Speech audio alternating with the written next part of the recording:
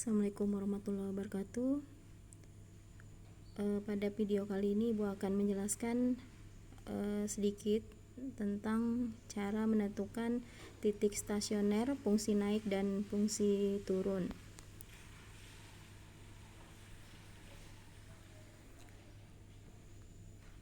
Jadi di sini ada beberapa penggunaan dari turunan fungsi trigonometri, yaitu yang pertama titik stasioner, fungsi naik dan fungsi turun. Kemudian dapat juga digunakan untuk menentukan nilai maksimum dan nilai minimum fungsi trigonometri, kemudian menentukan garis singgung fungsi trigonometri dan menentukan interval kecekungan fungsi trigonometri. Untuk video kali ini Ibu akan menjelaskan penggunaan turunan fungsi trigonometri untuk titik stasioner fungsi naik dan fungsi turun.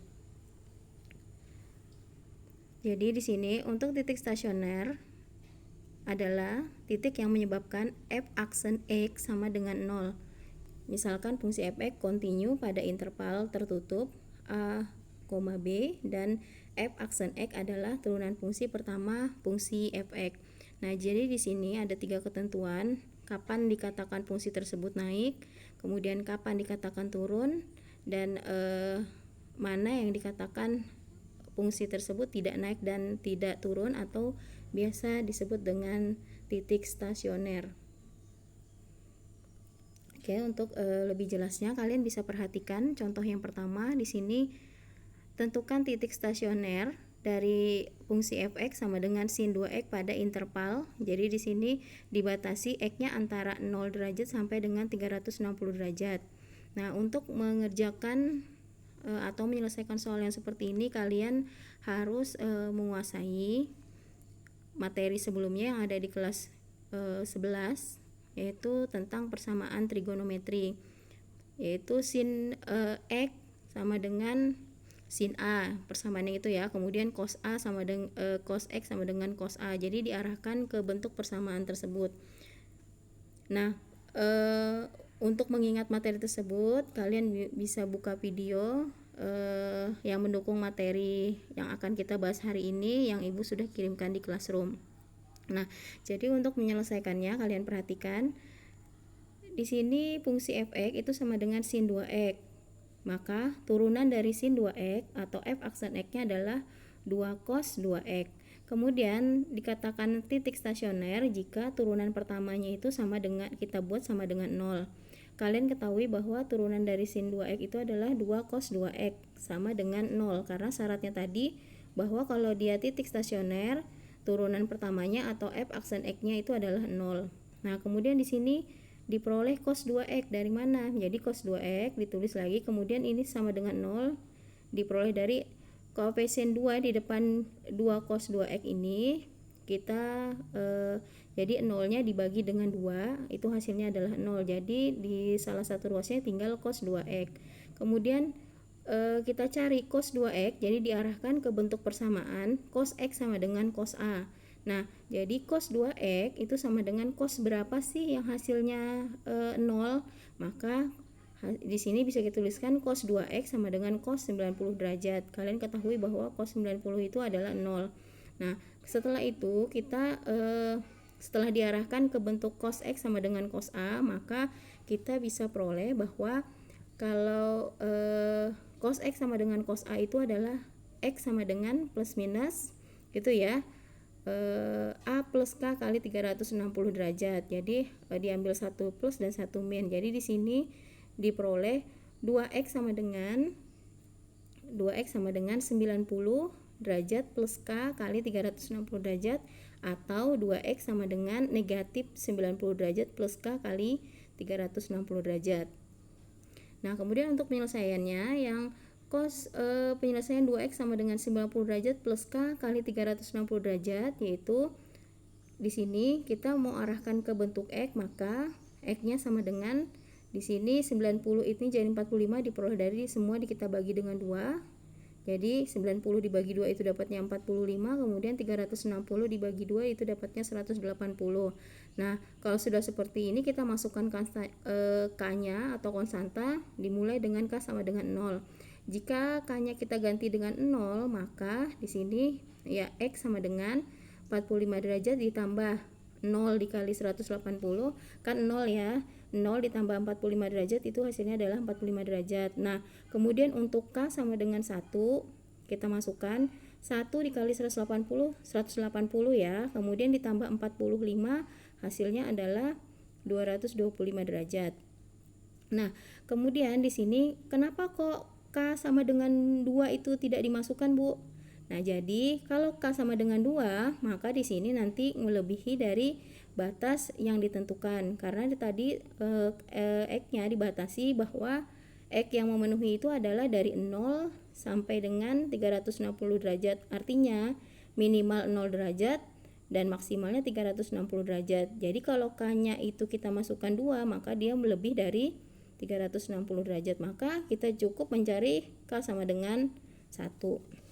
Nah, untuk persamaan yang kedua, ambil yang negatifnya, yaitu untuk penyelesaian 2X sama dengan di sini negatif 90 derajat plus K kali 360 derajat adalah, jadi sama seperti tadi, kita arahkan 2X ya, min 90 derajat plus K kali 360 derajat, itu masing-masing kita bagi 2, jadi dapatnya X sama dengan 45 derajat plus K kemudian dikali 180 derajat. Nah, kalau sudah sama seperti tadi, kita ganti konstantanya ya. K sama dengan 0, kita masukkan 0 kali 360, 0 kemudian ditambah dengan negatif 9 ya. Jadi tadi kalau K-nya kita ganti 0, jadi 0 dikali 180 itu adalah 0, kemudian 0 ditambah negatif 45, hasilnya adalah negatif 45. Kemudian untuk K sama dengan 1, kita masukkan 1 kali 180 dikurang 45, hasilnya kan 135. Kemudian untuk K sama dengan 2 ya, jadi K diganti 2 kali 180 360 dikurang 45, itu hasilnya adalah 315. Nah, jadi untuk titik stasioner dari fungsi f(x) sama dengan sin 2x pada interval tertutup 0 derajat, X-nya berada antara 0 derajat sampai dengan 360 derajat adalah X yang memenuhi 45 derajat, 135 derajat, 225 derajat, dan 315 derajat. Jadi yang negatif 45 tidak masuk karena dia di bawah 0 derajat. Karena batas minimal di sini adalah 0 derajat. Oke, selanjutnya untuk contoh soal yang kedua. Jadi sini ketahui fungsi gx itu sama dengan cos x min pi per 3 untuk x berada antara 0 derajat sampai dengan 2pi. Ingat bahwa pi itu adalah 180 derajat. Jadi kalau misalnya pi per 3 itu sama saja dengan 180 dibagi 3. Jadi di sini 60 ya, 60 derajat. Nah, kalau 2pi berarti 360 derajat. Di sini dikatakan fungsi G naik pada interval. Oke, tadi syaratnya fungsi dikatakan naik jika ya, jadi Ibu ulang sini. Fungsi dikatakan naik di sini ya. Fungsi dikatakan naik jika turunan pertamanya lebih dari 0. Fungsi dikatakan turun jika dia turunan pertamanya kurang dari 0. Nah, maka untuk menyelesaikannya kalian harus memahami bahwa kapan dia naik dan kapan dia turun. Nah, jadi yang pertama sama kita cari dulu titik stasionernya, yaitu dengan mencari turunannya dibuat sama dengan 0. Fungsinya di sini cos x min pi per 3. Jadi turunan dari cos x min pi per 3 itu adalah turunannya cos itu adalah min sin. Oke. Kemudian harus di sini turunannya x itu kan 1 ya, maka tidak dituliskan 1, maka langsung kita turunan cos x itu adalah min sin, kemudian variabel yang di dalam kurung ditulis kembali ya, x min pi per 3. Kalau seandainya di sini soalnya itu cos buka kurung 2x min pi per 3, maka nanti pasti di depannya sini ada 2-nya karena turunan 2x itu adalah 2 ya. Jadi karena di sini hanya sin dalam kurung x min pi per 3 ya, jadi turunannya x itu kan 1 tidak dituliskan, maka langsung turunan dari cos yaitu sin dalam kurung x min pi per 3 sama dengan 0. Nah, kemudian kita untuk memudahkan kita mencari mengarahkan ke persamaan sin X sama dengan sin 0.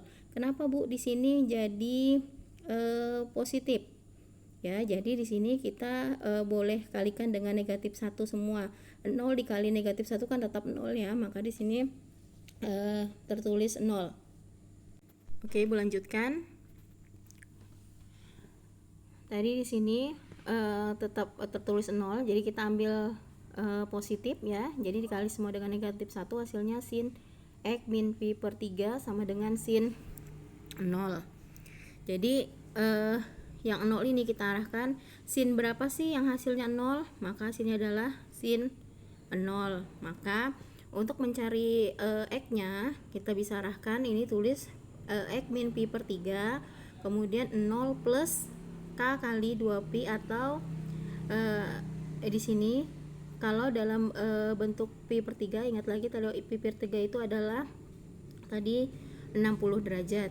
Nah, jadi di sini X min pi per 3 sama dengan pi plus K kali 2pi. Kemudian X sama dengan di sini pi per 3 ditambah K kali 2pi, atau 4 per 3 pi plus K kali 2pi ya. Nah, untuk X sama dengan pi per 3 plus K kali 2pi diperoleh ya, sama seperti tadi. Untuk K sama dengan 0 kita masukkan.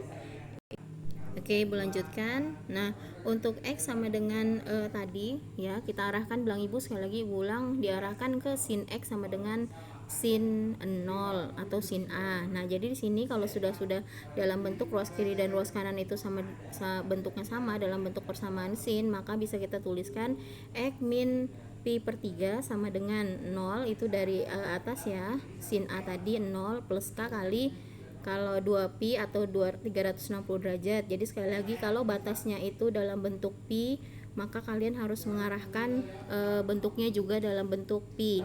Kalau dia dalam bentuk derajat, maka kalian arahkan ke bentuk derajat.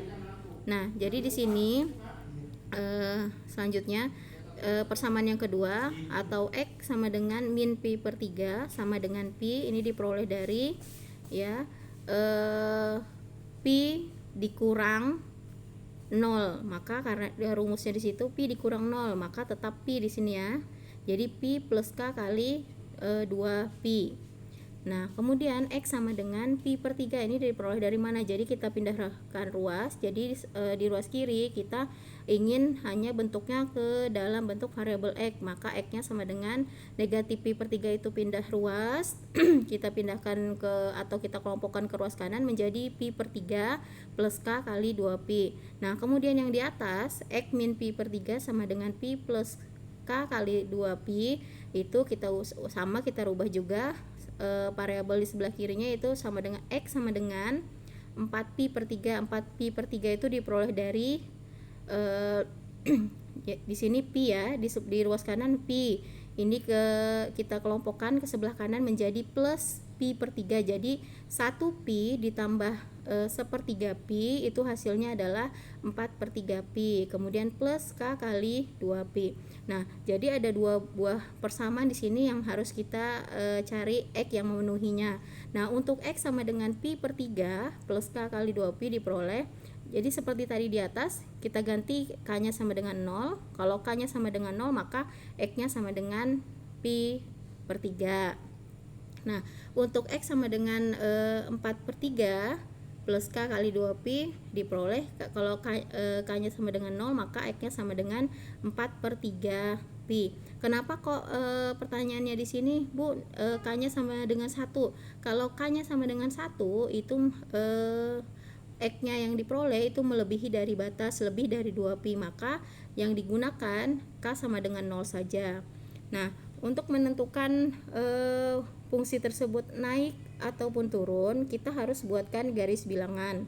Ini garis bilangan ya, kita tuliskan dulu X yang memenuhinya. X yang pertama tadi adalah X sama dengan pi per 3 ya. Kemudian X yang kedua itu adalah 4pi per 3. Jadi kita buatkan garis bilangan.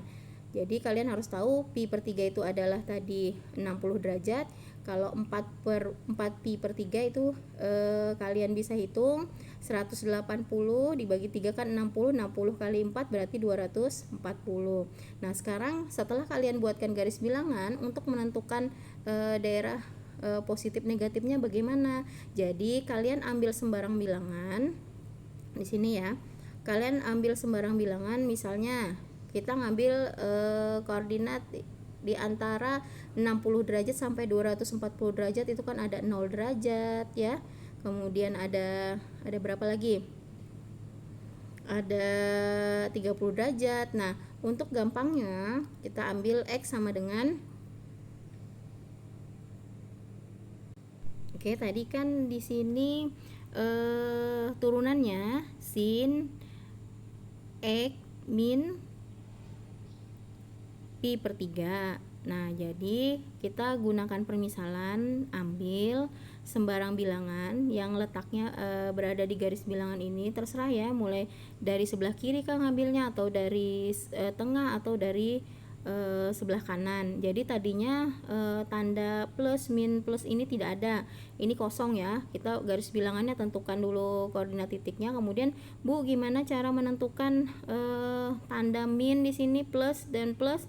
Maka caranya adalah Ibu ambil sembarang titik. Bilang Ibu tadi kalian ingat bahwa pi per 3 itu adalah 60 derajat, kemudian 4 pi per 3 itu adalah 240 derajat.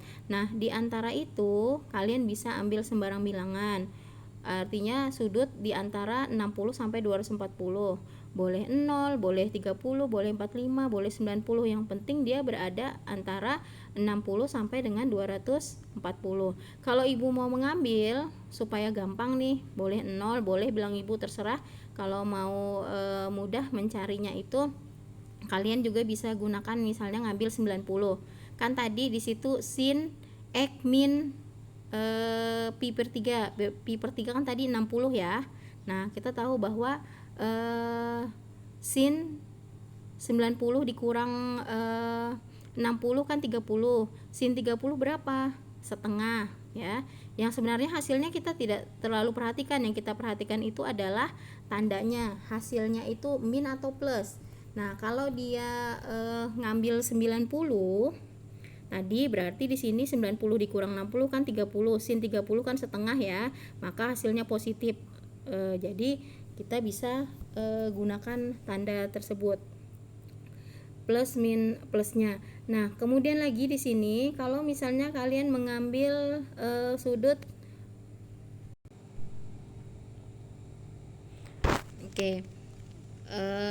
tadi tandanya ya, Ibu ulang sekali lagi. Kalau kita mengambil 90 derajat ya, Ibu ngambil, perhatikan kalian yang di tengah antara pi per 3 sampai dengan 4 pi per 3, Ibu ambil 90 derajat. Nah, jadi di sini sin buka kurung 90 dikurang 60 kan 30 ya. Sin 30 itu adalah setengah. Nah, di sini tandanya min. Tapi turunan tadi kan sebelum kita rubah, sebelum kita kalikan negatif 1, itu kan tandanya min dalam kurung sin di situ X min pi per 3. Jadi min kali min kan min kali plus kan hasilnya min ya. Nah, maka kalian bisa tentukan di sini tulisnya tanda min. Nah, kemudian untuk yang di sebelah kanan atau kiri, ini kuncinya Ibu kasih tahu bahwa sebenarnya cukup kalian cek satu tanda di tengah-tengah, untuk yang lainnya itu tinggal ngikutin. Kalau di tengah itu min, maka di sebelah kanan kirinya itu pasti plus ya. Nah, kemudian kalau seandainya kalian nanti mencoba salah satu titik, itu titik di tengahnya itu plus, maka kanan kirinya itu pasti min. Seperti itu ya. Jadi sebenarnya kalian cukup ngecek satu tanda. Paling mudah bilang Ibu yang di tengah ngeceknya. Ibu ulang sekali lagi, Ibu tadi mengambil permisalan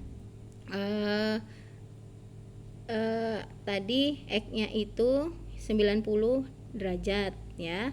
Jadi kan pi itu tadi 60, bilang Ibu 4 pi per 3 itu 240. Jadi 90 itu berada di antaranya. Nah, kemudian paham dapat min tadi karena hasil turunnya itu kan min dalam kurung sin X min pi per 3. Nah, kalau sudah kita ketahui tanda plus minusnya ya, maka syarat kalau fungsi tersebut dikatakan naik yaitu turunan pertamanya lebih dari 0 dan daerah yang diarsir adalah daerah yang bertanda positif atau daerah yang merupakan penyelesaiannya adalah daerah yang bertanda positif. Nah, kalau dia fungsi turun maka daerahnya yang diarsir atau daerah penyelesaiannya adalah daerah yang bertanda negatif. Nah, karena soalnya tadi di sini fungsi naik, maka penyelesaiannya atau interval yang memenuhi dari persamaan tersebut adalah kita perhatikan yang bertanda positif. Nah, yang bertanda positif di sini berarti ya pada interval ini semakin ke kiri, ini ya, semakin ke kiri, berarti pada interval kan batas minimalnya tadi 0 ya, berarti X itu berada antara ya 0 kurang dari atau sama dengan X dan X itu kurang dari atau sama dengan pi per 3. Jadi yang kita perhatikan sebelah kiri ya, batas minimalnya tadi 0 dan batas tertingginya tadi adalah sampai dengan pi per 3. Dan di sini yang di ruas kanannya yaitu semakin ke kanan dan dibatasi tadi bahwa di sebelah kanannya itu paling besar adalah 2pi. Maka di sini 4pi per 3. Jadi X-nya itu berada antara 4pi per 3 sampai dengan 2pi ya. Nah, kalau nanti pertanyaannya itu fungsi turun, maka daerah yang diarsir adalah daerah atau letaknya yang berada di tengah-tengah. Nah, jadi cara menentukan penyelesaiannya yaitu bahwa pi per 3 kurang dari atau sama dengan X, kemudian X kurang dari atau sama dengan 4pi per 3. Jadi letaknya di tengah-tengah ya, satu saja penyelesaiannya. Oke, semoga bisa dipahami. Silahkan dikerjakan latihan soalnya dengan mendengarkan video penjelasan yang Ibu berikan. Ibu akhiri, Assalamualaikum warahmatullahi wabarakatuh.